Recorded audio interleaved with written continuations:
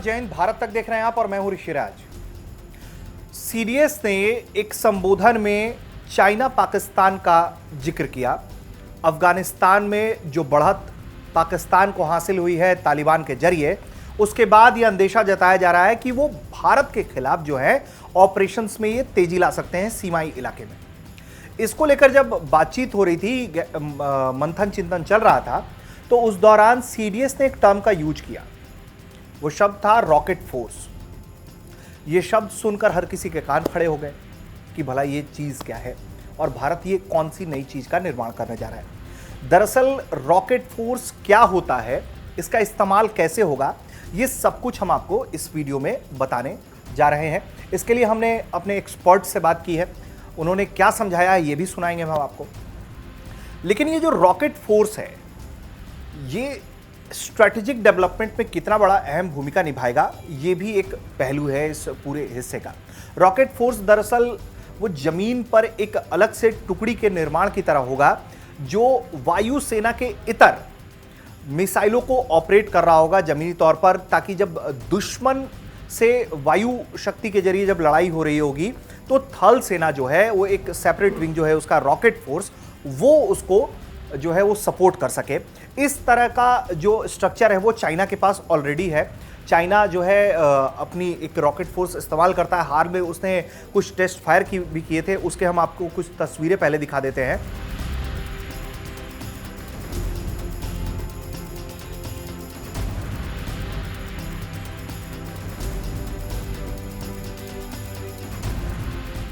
खैर, ये तो चीन की तस्वीरें हैं, लेकिन भारत क्या करेगा, इसको लेकर एक्सपर्ट्स क्या समझा रहे हैं, क्या बता रहे हैं, अब जरा ये भी सुनिए। आप सब ने सुना हमारे CDS chief of defence staff साहब जनरल बिपिन रावत साहब ने क्या कहा कि हमें असल में ज़रूरत है एक रॉकेट फोर्स की, जो कि नीड ऑफ द आवर है, क्योंकि हम जानते हैं कि हमारे संबंध हमारे पड़ोसियों के साथ कैसे हैं, पाकिस्तान, चाइना के साथ। अब एक रॉकेट फोर्स एक इंडिपेंडेंट यूनिट होगी, ज़्यादा कुछ उनके बारे में बता नहीं सकते अभी, लेकिन एक इंडिपेंडेंट यूनिट होगी। जैसे कि एक यूएवी होती है, ड्रोन्स होती हैं, वो ज़्यादा से ज़्यादा डैमेज कर सकती हैं दुश्मन पे।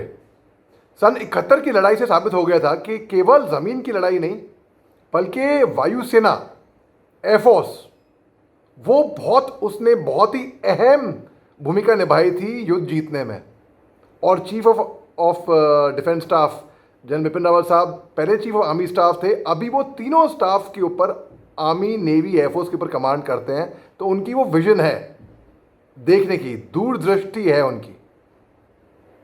तो रॉकेट फोर्स से हम लोग काफ़ी हद तक हमको एक फ़ायदा होएगा। एयर सपोर्ट जो होता है, जैसे कि एक ड्रोन्स हो गए, यूएवीज हो गए, आर्टिलरी होती है, आर्टिलरी में रॉकेट रेजिमेंट होती है, मिसाइल रेजिमेंट भी है ना, बोफर्स गन्स भी हैं, इंडियन फील्ड गन भी है जिसकी रेंज होती है 17 किलोमीटर 200 मीटर।